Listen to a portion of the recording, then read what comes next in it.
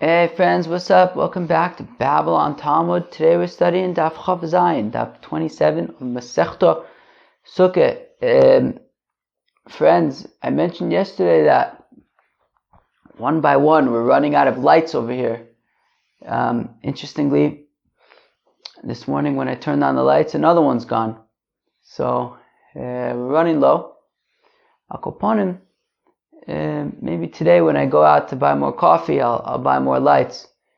But I think there's like a pasuk that says something like Ki'eshiv b'choshech Hashem orli, that even if I sit in darkness, so the Eibishter gives me light. So memele, I'll be fine. Hakoponim, today's daf is gewaldig. We start off on Chavav and Beis shtikol sugya about eating, right? Continuing the discussion about eating eating in a temporary fashion outside of the sukkah. Then we get to a new Mishnah which discusses how many sudis do you have to have in the sukkah? How many meals do you have to have in the sukkah? Machlokas Rabbi Eliezer and the Chacham over there, which is very interesting.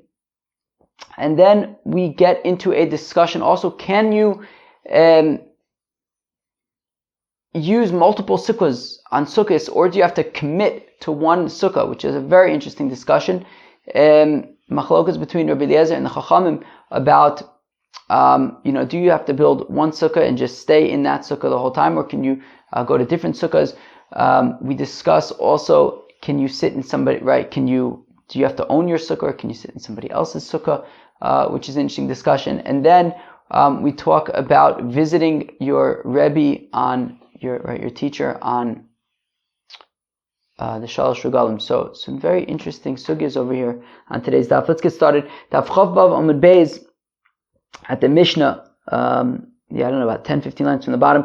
Ma'aseh v'vilo Rabbi Yochanan ben Zakkai lito masatashel Rabbi Gamliel shnei kosvis udli shel mayim v'muhelun l'sukkah uchshnasu l'tzadik ochal pachos michebeya nitali b'mapa v'achlu chutz l'sukkah v'leberach acharav. Chevre, this is a Mishnah that we saw in Masechta Yoma when we were discussing how much you're allowed to eat on Yom Kippur. So let's read the Mishnah again. Maaseh, there was a story. So it was Sukkot, and they brought to Rabbi Yochanan ben Zakkai something to taste, a taste. Rabbi Gamliel, which Rabbi Gamliel do you think this was? Rabbi Gamliel Azakin, the son of Hillel, right? We're going to learn on tomorrow's daf that Rabbi Yochanan ben Zakkai was a student of Hillel, which Lamaisa I think we already knew anyways. And Hillel's son was Rabbi Gamliel Azakin, I believe, unless Hillel's son was Shimon. Oh, now I'm getting confused. It's possible that Hillel's son was Taka Shimon, and then Shimon's son was Rabbi Gamliel Azakin, and then there was Rabbi Shimon ben Gamliel. I think that's Taka how it goes. Then there's Rabbi Shimon ben Gamliel, and then there were other Rabbi Gamliel, then his son Rabbi Shimon ben Gamliel, and then Rabbi Yehuda Nasi, I believe. But I wonder if this Rabbi Gamliel is Davke Rabbi Gamliel HaZaken, who I guess would have been around the same time as Rabbi Yochanan ben Zakkai. Shnei kozviz udli shamayim, and they brought to Rabbi Gamliel two dates worth. Udli shamayim, right? That was the whole shaila in Masechta Yoma. Is 2 dates equal to one large date? So they brought for him 2 dates and a pitcher of water. And they said, Helun l'sukkah. They said, bring him up to the sukkah. So what's interesting is that they brought to Rabbi Yochanan ben Zakkai just a taste. And they brought to Rabbi Gamliel 2 kosvis, two dates. And what were the instructions? Bring them to the sukkah. Implying that these things had to be eaten in the sukkah. And when they gave to Reb Tzaddik ochel pachos michebeya, food that was less than an egg's worth, nitalu b'mapa, so he just kind of wrapped it in like a napkin, just for sanitary reasons, that it's clean. Ve'achalo chutz l'sukkah v'loberach acharv, and he ate it outside of the sukkah, and he also didn't make a bracha achrona. So what do we see in the Maaseh? So Reb Tzaddik taka, it was less than an egg's worth, and he ate it outside of the sukkah. Okay. Is the Mishnah bringing an anecdote to contradict what it just said, right? Which wouldn't make sense, right? Meaning, in the last Mishnah we said, that you're allowed to eat in a temporary manner outside of the sukkah, no problem. And then immediately afterwards we bring a Mishnah that says that Rabbi Yochanan Taka tasted epis, and he said, I better eat it in the sukkah.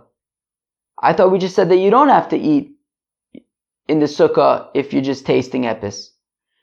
So I don't understand. First we said that you're allowed to eat in a temporary manner outside of the sukkah, and then immediately we bring a story in which Rabbi Yochanan ben Zakkai did the exact opposite. He was eating something in a temporary manner, he was just tasting something, and he dafka ate it in the sukkah. Why would we bring a story that directly contradicts what we just claimed?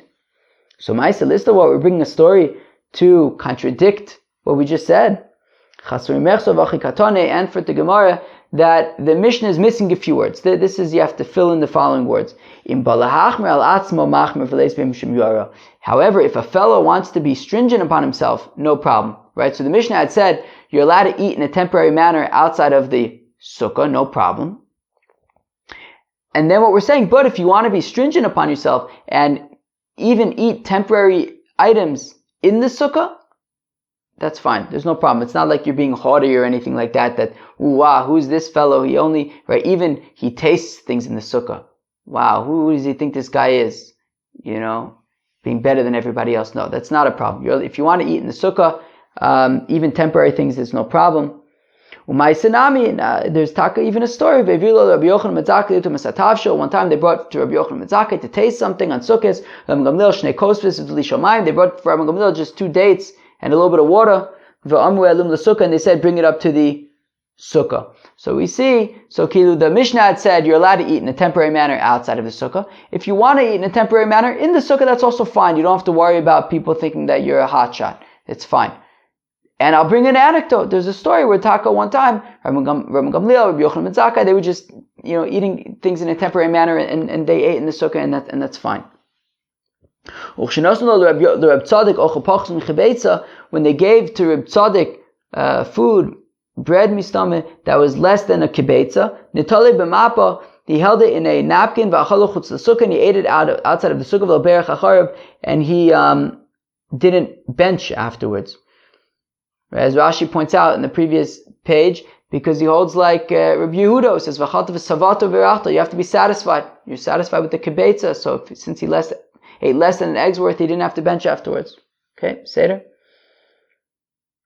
Ha-kibetza by sukkah. So the Gemara wants to say, 1 second, that what do we see from Reb Tzaddik? That because it was less than a kibetza, he ate it outside of the sukkah and he didn't bench afterwards, implying that if it was a kibetza, if it was the size of an egg, he would have to eat in the sukkah. Leimatavet, you have to do Rav Yosef. Ve'abai. Let's say it's Takakasha and Rav Yosef and Abai, who said yesterday, what did Rav Yosef say? Rav Yosef said that it's considered temporary up until 2 or 3 eggs worth. Abai says that it's considered temporary up to the amount that a yeshiva bacher chapsarain on his way out to the yeshiva, which Rashi says is an egg's worth. Right, that you can even eat an egg's worth, that's still considered temporary. Yeah, here we see Reb Tzaddik, who's a Tana, of course, saying that because it's less than an egg's worth, that's why he ate it outside of the sukkah, implying that if it would have been an egg's worth, he would already have to eat in the sukkah, which seems like a kasha on both Abaye, who says that an egg's worth would still be considered temporary, and Rav Yosef, who says even 2 or 3 eggs worth would still be considered temporary. Dilma pachus michebetza netila uvracha lobai hakibetza by netila uvracha. The Gemara answers, well, not necessarily. You could say that what's going on here is that Reb Tzadok would agree that even if it was a kibetza, or maybe even 2 or 3 kibetzas, you still would be able to eat outside of the sukkah. He was not implying that if it was a kibetza, you would have to eat in the sukkah. That's not the point. What the implication is, however, potentially, that once it's a kibetza, you would have to wash netilas yadayim and bench afterwards, right? I mean, it says 3 things. That Reb Tzaddik ate less than a kibetza, okay, great. And it says that he ate outside of the sukkah, that he didn't wash netilas yadayim beforehand, and that he didn't bench afterwards. So the Gemara points out that maybe even if he did eat a kibetza, he still would have eaten outside of the sukkah. That's not a problem, like Abai and Rav Yosef. However, if he ate a kibetza, he would have washed netilas yadayim and benched afterwards. Like maybe that's the implication, but not necessarily any kind of implication for whether once you eat a kibetza, you have to eat in the sukkah or not. Okay. Zok the Mishnah Rabbi Eliezer Omer says Rabbi Eliezer Arba Esrei Sudis Chayv Adam Lecho B'Sukkah Achas Bayom V'Achas Balayla. Says Rabbi Eliezer, Sukkah is 7 days. Every day you have to eat 2 meals in the sukkah. 1 during the day, 1 during the night. 7 times 2 is 14. You have to eat 14 meals in the sukkah. Again, Rabbi Eliezer Omer says Rabbi Eliezer Arba Esrei Sudis Chayv Adam Lecho B'Sukkah. A fellow needs to eat 14 sudis in the sukkah over sukkahs. Achas bayom v'achas balayla, 1 during the day and 1 at night. V'chachamim say the chachamim in the davar kitzba. Meh, there's no amount. Eat however much or little you want in the sukkah. If you eat, memeli you have to eat in the sukkah. But nobody's telling you have to eat. If you want to starve, starve. See what I care. Alright. The exception being the first night. The first night you have to eat in the sukkah. That's non-negotiable. No starving the first night. After that, do whatever you want. And additionally says Rabbi Eliezer,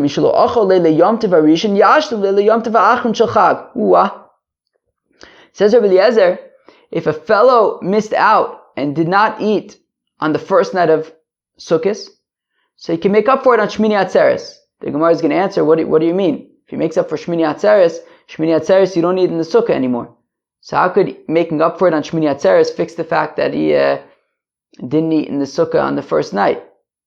You still need to get 14 meals in the sukkah. Making up for it on Shmini Atzeres when you're not eating in the sukkah isn't going to help. Okay, the Gemara is going to ask that. Say the Chachamim, in the davar tashlumin, you don't fix it. Right? The Chacham had said that there's no obligation, if you want to starve all sukkahs and stay out of the sukkah, that's fine. The Maisa, I did that one sukkahs. Basically sukkahs is much better when you have a sukkah. My first year living in Eretz Yisrael, I think Itaka didn't have a sukkah, and I basically didn't eat much. That was a long time ago, the Maisa. Akoponim. So say the Chacham, look, if you don't want to eat in the sukkah, you don't have to eat in the sukkah. But the first night, if you eat, you have to eat in the sukkah. But if you want to not eat, so then Seder. See what we care. The Lamai said they didn't care when I didn't eat in the sukkah, so I guess they're not kidding.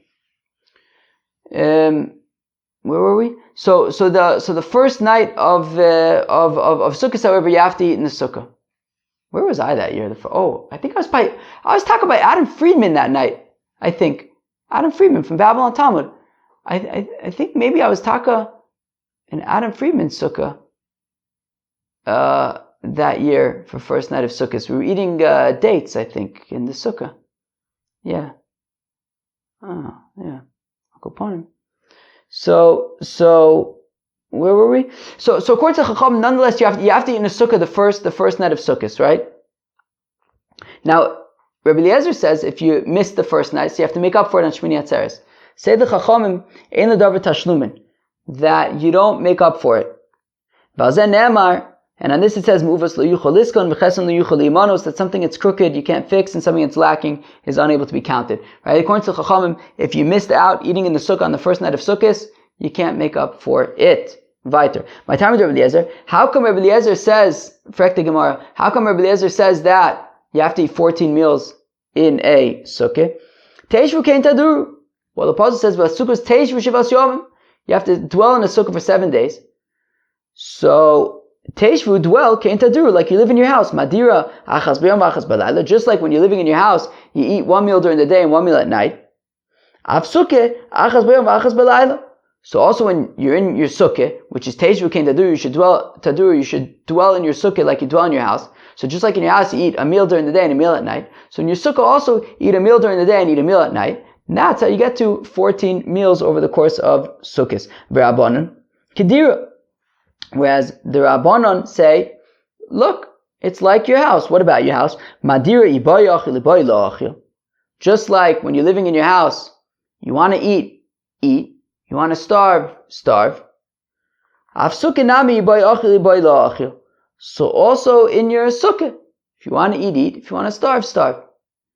So that's why they say that there's no obligation, no quota as to like how many meals you have to check off in the sukkah. However many meals you want. Of course, memele, if you are eating, you have to eat in the sukkah. But if you don't want to eat, don't eat. If this is the case, afilu lele yomtiv rishin nami, frekti gemare, that according to the Chacham, if they're saying, look, if you want to eat, eat. If you want to starve, see what we care. Well, then why should the first night be any different, right? The Chacham say that the only exception to this rule is the first night you have to eat in the sukkah. Why? What's different about the first night? Rabbi Yochanan, Mishum Rabbi Shimon ben Yotzadik, says Rabbi Yochanan, the name of Rabbi Shimon ben Yotzadik, Nemer kan chamisha osir, v'nemer chamisha osir b'chag hamatzis. This is the Tesvav, that it says the 15th by Sukkot, and it says the 15th by Pesach. Malahalan laila arishin chova mikamvelach rishos. Just like the chiyuv to eat matzah on Pesach is an obligation. It's midoraisa, the first night of Pesach. The rest of Pesach, eat matzah if you want to.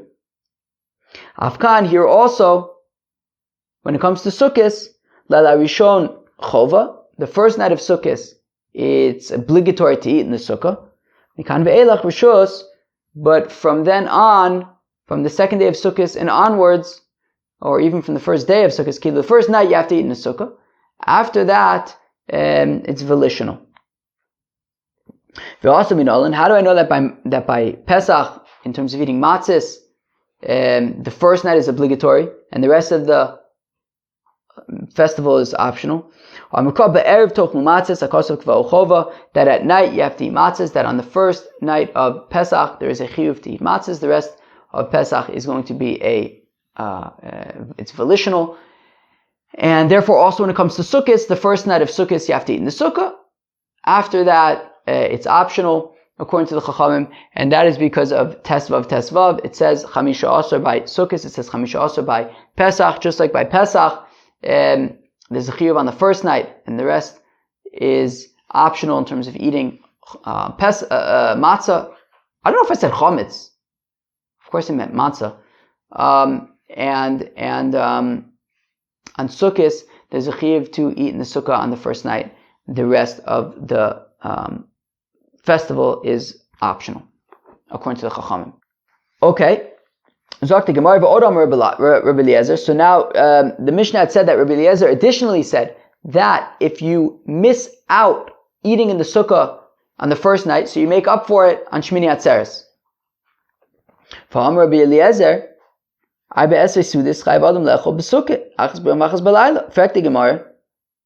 don't understand.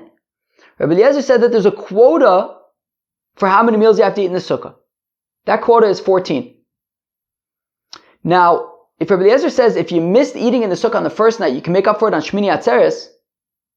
Shmini Atzeres, you don't eat in the sukkah. Shmini Atzeres, you don't eat in the sukkah. It's not sukkah, you don't eat in the sukkah. And as Rashi points out, it's take, right? Rashi says, V'im yoshav ba l'shem mitzvah over al bal tosif. And if you eat in the sukkah on Shmini Atzeres, you're over on bal tosif. So eating in the sukkah on Shmini Atzeres is not an option. And if you missed out on eating in the sukkah on the first night of Sukkot, so then you only have 13, you only ate in the sukkah 13 times, assuming that you ate in the sukkah every other time. Eating it, there's no way to make up for it on Shmini Atzeres because you don't eat in the sukkah on Shmini Atzeres. So how does, making up for it on Shmini Atzeres fix the fact that you missed the first night? You have to eat in the sukkah 14 times and you didn't do that. Amr Beire, Amr Reb Ami, Chazabo Reb Eliezer. Friends, you hear that? Reb Eliezer retracted. He initially said, you have to eat 14 meals in a sukkah. He retracted and said you don't have to eat 14 meals in a sukkah. And he agrees with the Chachamim that eat however many meals you want in the sukkah. Where he disagrees with the Chachamim is that if you miss the first night, do you have to make it up in some way? The answer is yes.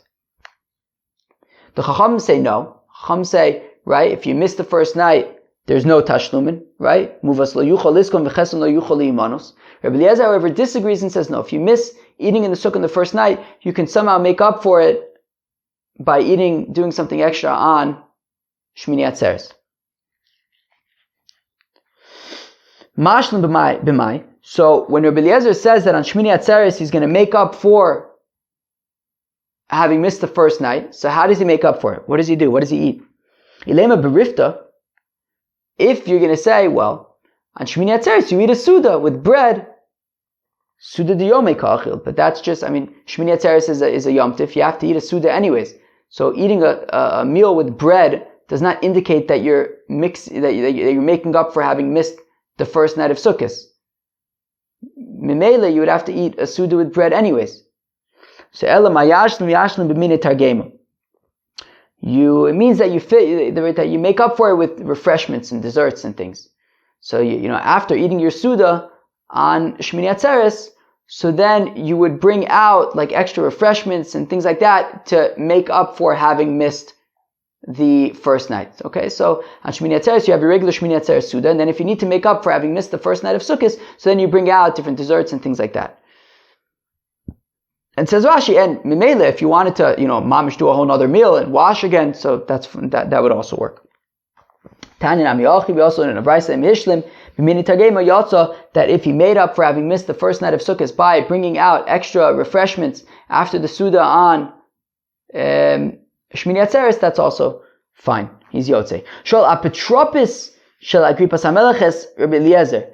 So a big shot in the palace of Agrippas the king, Take Mamish, right outside my house is Agrippas Street. Agrippas Street, that's like the Shuk Machne Yehuda is on Agrippas Street. Yeah, it is. And so sort of this apotropos, this big shot in the palace of Agrippas, Asher be Eliezer. Very interesting. Very, very interesting. So I generally just eat one Suda during the day. Can I just eat one Suda in the Sukkah and that's that? So now, initially Rabbi Eliezer said you have to eat two Sukkahs in the Sukkah. What? I just said two Sukkahs in the Sukkah. Initially Rabbi Eliezer said you have to eat two Sudas in the Sukkah, right? Then we said that Rabbi Eliezer actually went back on that. But so I don't know, this apotropos of Agrippas HaMelech, maybe he was asking Rabbi Eliezer when Rabbi Eliezer still felt that you should eat two Sudas in the Sukkah, or maybe he was just asking him in general, like, look, I only eat one Suda a day, and I plan on Sukkot anyways to just eat one Suda in a day, to which Amar Lo Rabbi Eliezer says, B'chol yom v'yom ata mamshich kama pa'pros l'chvod atzmecha. To which Rabbi Eliezer responds to him and he says, look, every day you enjoy all sorts of maidonim, all sorts of maicholim, all sorts of very tasty, delicious things. What, and now all of a sudden you have an aversion, you have maybe aversion is a good word. There's something you kind of pushing you back. What's the word I'm thinking of? I don't know, pushback. You have some kind of, I feel like there's a word I'm thinking of. Resistance, lemaisa. So, and now all of a sudden you have some kind of resistance, right? Every day you eat all sorts of inyanim. And now you have some kind of resistance to eating that in the sukkah. Right? For your owner.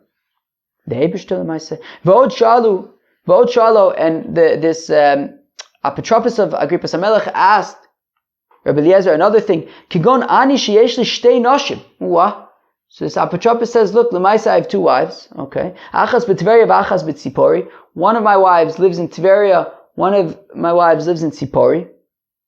V'yesh li shtei sukkos. Achas b'Tveria v'achas b'Tzipori. And I built two sukkos. One in Tveria, one in Tzipori.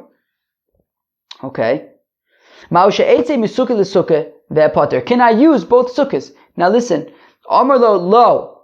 Rabbi Eliezer says no. Shani Omer kol yotzi misukkah l'sukkah batul mitzvasa shorishona, because if you go from one sukkah to the other one, you canceled out the first sukkah. Very interesting. Rabbi Eliezer's opinion, and we're going to see this more now, Rabbi Eliezer's opinion is that you have to use the same sukkah. You have to be committed to one sukkah for the entire sukkahs. And therefore, if you would go to his wife, one of his wives, and be in that sukkah the first night, if he goes to the other sukkah the second night, so Memele, he's not using, right, he's canceling out Ki'ilu, last night's sukkah, and you have to use the same sukkah for all 7 days, and you're kind of messing that up by using a different sukkah. Tani, we learned in the Brisa, Rabbi Eliezer Omer says, Rabbi Eliezer, in yotzin misukkah l'sukkah, you cannot go from one sukkah to another sukkah. You have to commit to one sukkah for sukkahs. And if you didn't make a sukkah before sukkahs, you can't build it on Chol HaMoed. You need a sukkah for all 7 days. And if you build it on Chol HaMoed, it can't be a sukkah for 7 days because you already missed at least 1 day of sukkahs. You have to mamish build one sukkah before sukkahs and commit to it for all 7 days according to Rabbi Eliezer.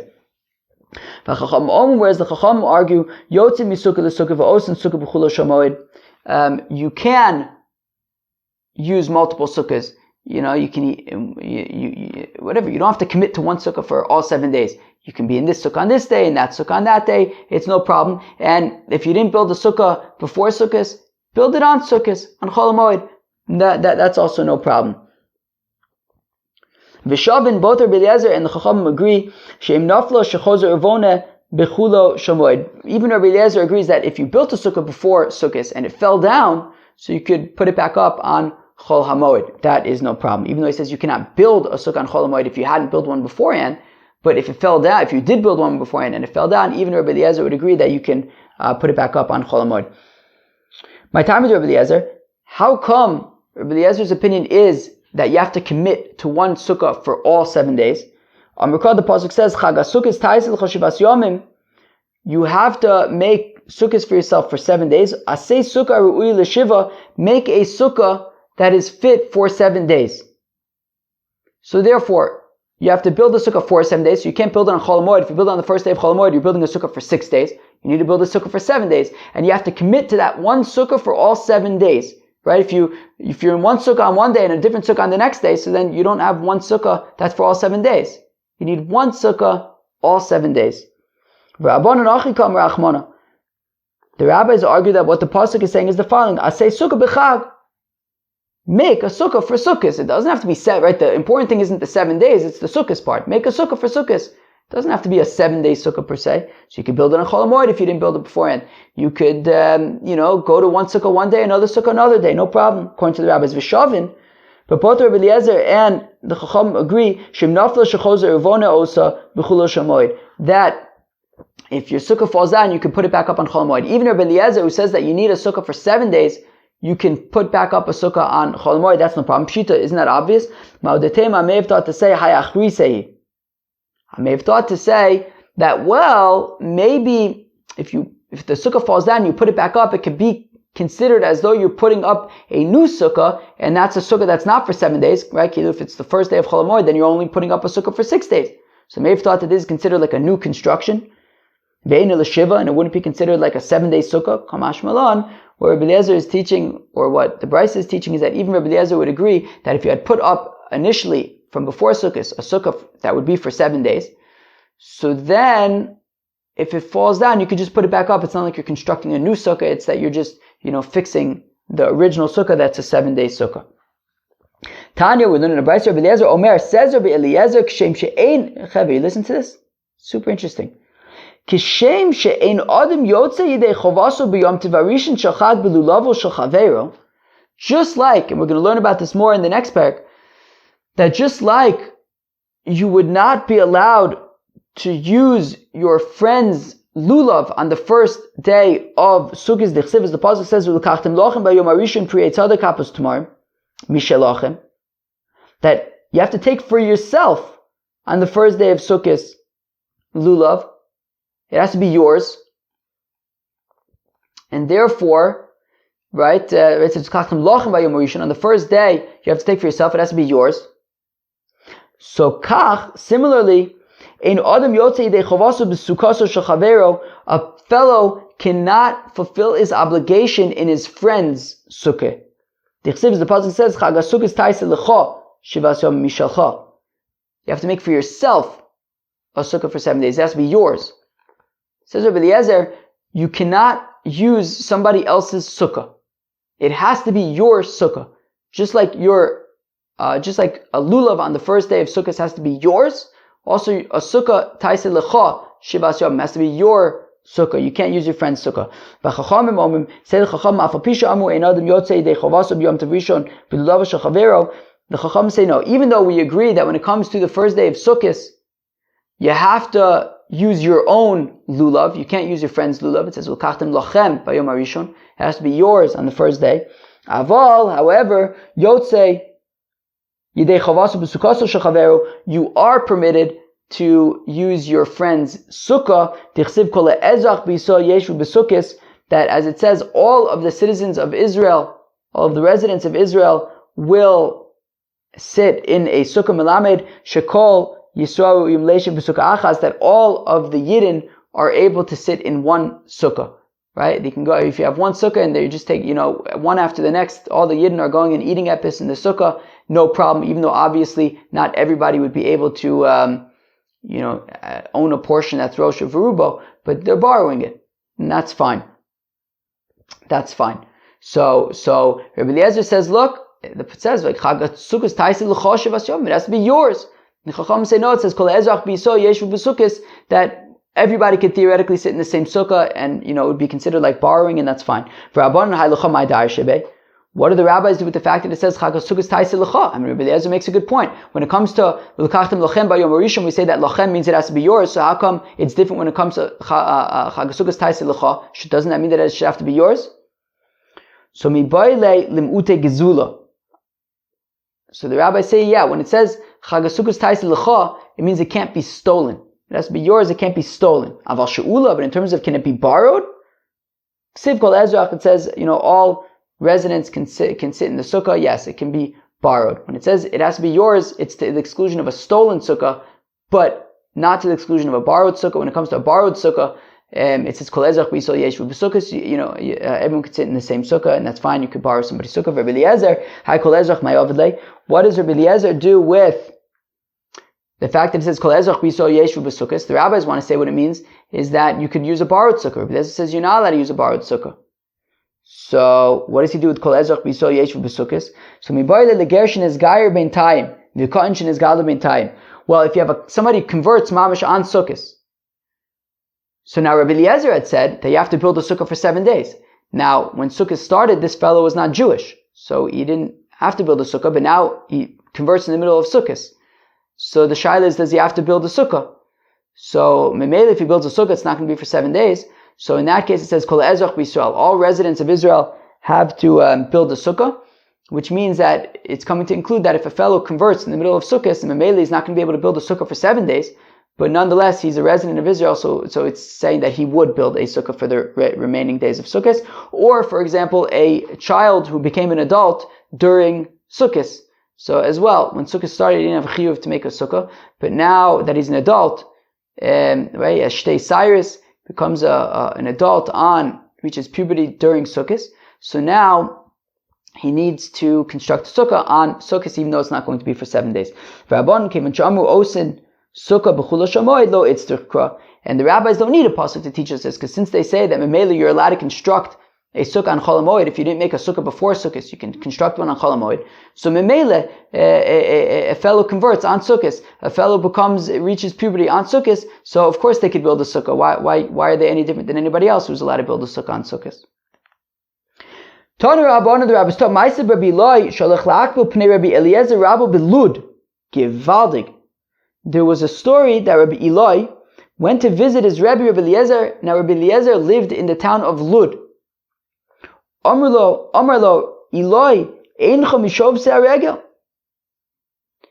And Rabbi Eliezer says to Rabbi Eloi, who came to visit him, he says, Rabbi Eloi, what are you doing over here? You should be resting on the festival. Stay home with your family. Why are you coming to visit me? Rabbi Eliezer, that Rabbi Eliezer's opinion was, he would say, Mishabeach onies atzlonin. I praise the lazy people. She'en yotin mibatein beregel, that they stay at home during the festival. And as Rashi points out, meaning, even though the lazy people aren't staying at home because they want to stay at home for the regel, they're staying at home because they're lazy. Rabbi Eliezer says, nonetheless, this is davka, a place where the lazy people have it right, where they get it right. The pasuk says, "V'samachta ato v'secha," as it says, you should be happy, you and your house and your wife and your family. Stay home for the festival. Don't go and visit your, don't go and travel to your Rebbe for the festival. Stay home with your family. Ini, is this really the case? But one second, Rabbi Yitzchak says, how do we know that there's an obligation to visit one's teacher during the festival? So it would sound like Rabbi Eli did a good thing by visiting Rabbi Eliezer. That it says by the Shunamis, when she went to Elisha to save her son, so her husband asked her, why are you going today to Elisha? It's not Rosh Chodesh, it's not Shabbos, implying that if it was Rosh Chodesh, if it was Shabbos, if it was a festival, so then I understand why you would be going to Elisha, because right, Chayv Adam Lakbo Pnei Rabbo Baregel. But the Isha Shunamis, her husband, was saying, I don't understand. Why are you going today? Implying that Michlal, implying the B'chodesh v'Shabbos Mechayvin Ishlak Bulei Api Rabbi. That in Rosh Chodesh and on Shabbos there is an Inyan to go to your Rebbe. So, I don't understand. Rabbi Eli went to visit Rabbi Eliezer in Lud. On Yom Tiv, Rabbi Eliezer says, what are you doing here? What do you mean, what are you doing over here? It's a mitzvah to visit your Rebbe on Yom Tiv. Lo kasha, it's no problem. It depends. If your Rebbe lives close by and you can just go and visit and then go back home and you can feed two birds with one seed, you can be with your family and also visit your Rebbe, givaldik. However, if you're going to have to travel to your Rebbe and you're not going to be able to be with your family, so then that's not so givaldik, and that's where Rabbi Eliezer says, I don't want you here, I want you to be with your family. Tanu Rabbanon, the rabbis taught, Ma'aseh Rabbi Eliezer sheshavas b'gadol ha'elyon b'sukoso sheyochanan Rabbi Eloi b'Keisari v'Amrila b'Keisarion. So the rabbis taught Ma'aseh Rabbi Eliezer. There was a story with Rabbi Eliezer ben Horkinus, sheshavas b'gadol ha'elyon, that it sounds like the Havamin is to assume that he spent Shabbos of Sukkot b'Sukosho Shab Yochanan Rabbi Eloi b'Keisari, in the Galil Elyon, in the Sukkah of Yochanan Rabbi Eloi in Kesari, v'Amrila b'Kesarion. Some say it was Taka Kesarion. Okay, so there was Rabbi Eliezer, and he was in the Sukkah, and it was Shabbos Sukkos. V'giya Chama l'Sukkah, and it was getting very hot. The sun was shining on the Sukkah. Amarlo, Maush Efros Oleh Sodin, and Rabbi Yochanan Rabbi Eloi asked Rabbi Eliezer, should I put a sheet over the sukkah to protect us from the sun? And Rabbi Eliezer was evasive. Omar lo, Rabbi Eliezer says,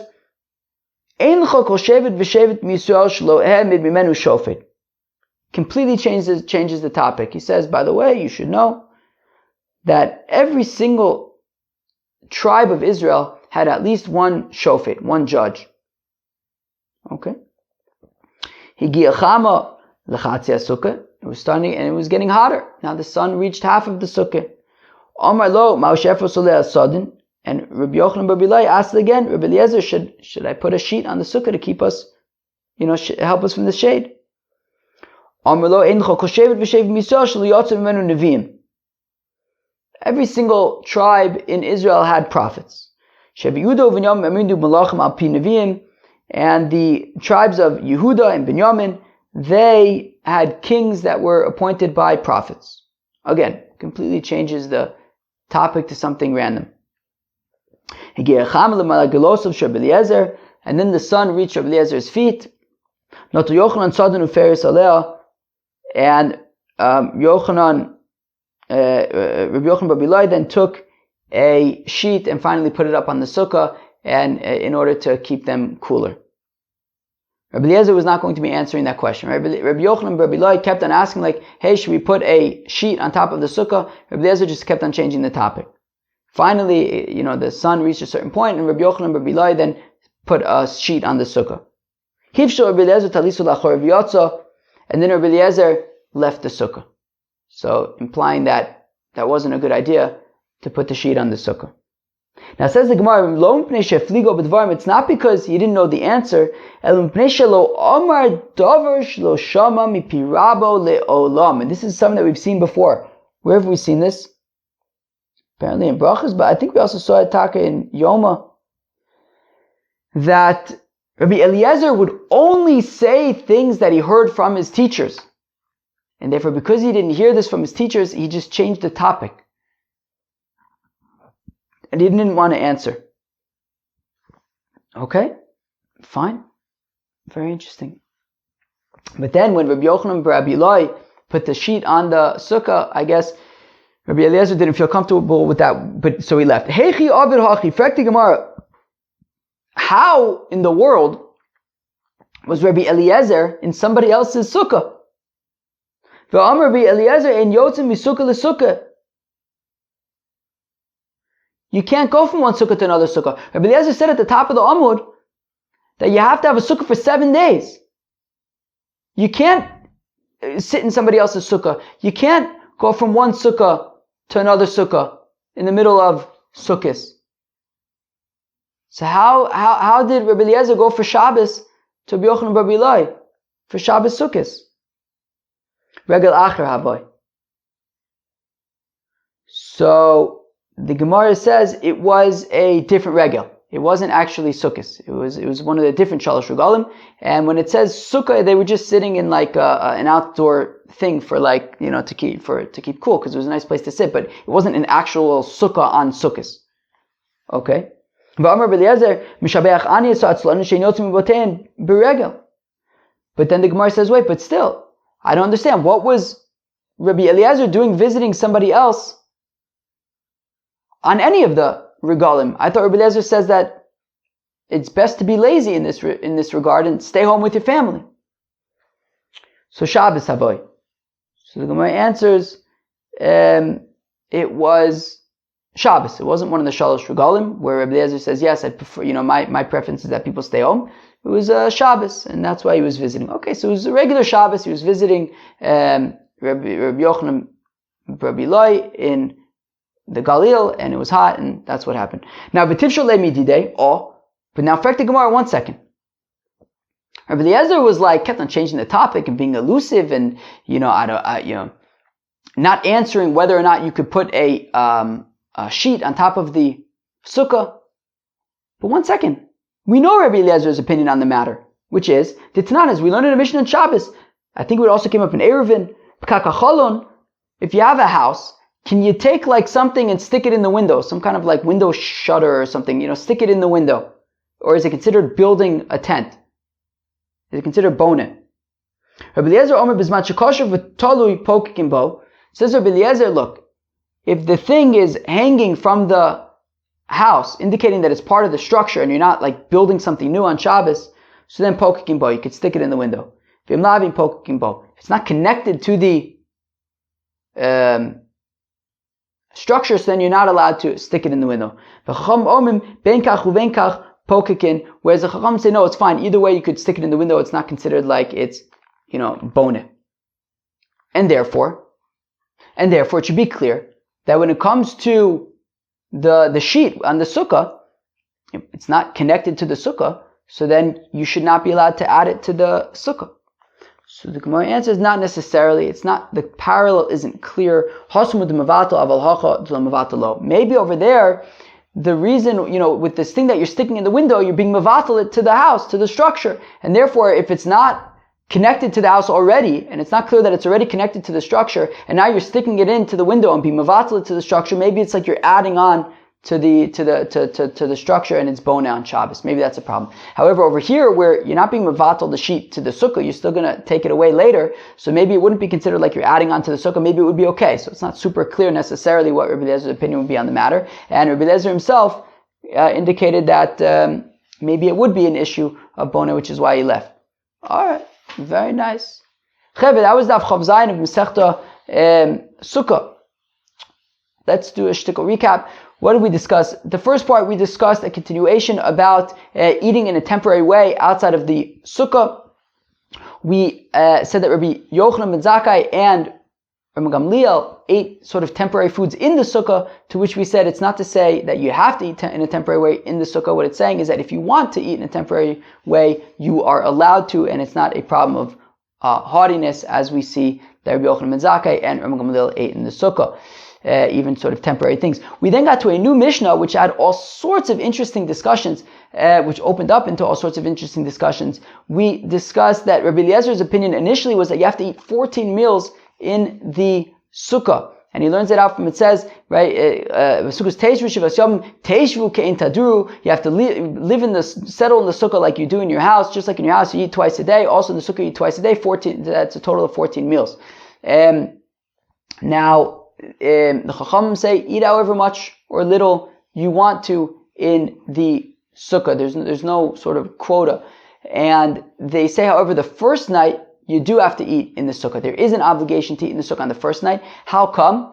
Because we learned Tesvav, right? So it's the 15th on Sukkot and the 15th on Pesach. Just like on Pesach, there's a chiyuv to eat matzah on the first night. So also on Sukkot, there's a chiyuv to eat in the sukkah on the first night. Now, we said that Rabbi Eliezer then retracted from his initial opinion to say, like the Chachamim, that no, there's no quota of how many meals you have to eat in the sukkah. But the only difference is about if you miss the first night, do you have to make up on Shmini Atzeres? According to the Chachamim, no, you do not need to make up for it on Shmini Atzeres. As the pasuk says in Mishlei, and Rabbi Eliezer says that you do make up for it on Shmini Atzeres. We then got into a very interesting sugya about, right, Rabbi Eliezer's opinion is that sukkah has to be for 7 days. That means two things. A, you build a sukkah for 7 days. You can't build a sukkah in the middle of Chol HaMoed because it won't be for 7 days. And two, you gotta commit to one sukkah. You can't eat in anybody else's sukkah, right? You can't, even, we saw by the Apotropos of Agrippas who had two sukkahs, one in Tzipori, one in Tiberia, because he had two wives. He wouldn't be able to, be in one sukkah one day and another sukkah the other day. You have to commit to one sukkah. Because it says, right, Chag Sukkos Taisil Chashivas Yom. Whereas the Chacham say, no, you just have to build a sukkah, but you can,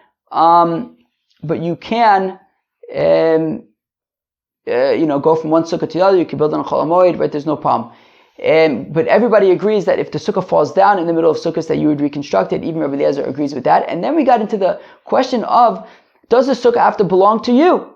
Rabbi Eliezer says yes. It says Chag Sukkos Taisel Lecha Shivas Yom. It has to belong to you. And just like when we say L'kachtem lachem bayom harishon pe'etzadav v'kapos tamarim, just like by your lulav that has to belong to you, your sukkah also has to belong to you. You can't eat in your friend's sukkah. That's it. Whereas the rabbis say no. It says Kol ezach b'yisrael yeshu b'sukkos. You can, everybody could be in the same sukkah, and that is no problem. You could borrow somebody else's sukkah, no problem. When it says Chag Sukkos Taisel Lecha Shivas Yomim, it means that it can't be stolen, but it could be somebody else's. That is no problem. And then we got to the discussion of visiting your Rebbe on Sukkot, which is on festivals in general. Rabbi Yitzchak says that it's a mitzvah to visit your teacher on the festivals. Rabbi Eliezer, while he agrees that that's true, however, if it means that you're going to have to leave your family in order to visit your Rebbe, he says don't do that. In that respect, he actually, says what the lazy people are getting it right in this respect. Stay home, don't go anywhere. Chevre, that was Daf Chav Zayin. And another interesting thing about Rabbi Eliezer is it says that he never said anything that he didn't hear from his Rebbe. Super, super interesting. And we saw how that played out in a story with Rabbi Yochanan, Rabbi Eloi. Chevre, that was Daf Chav Zayin and Masechta Sukkah. I hope you enjoyed it. Enjoy your day. Peace out.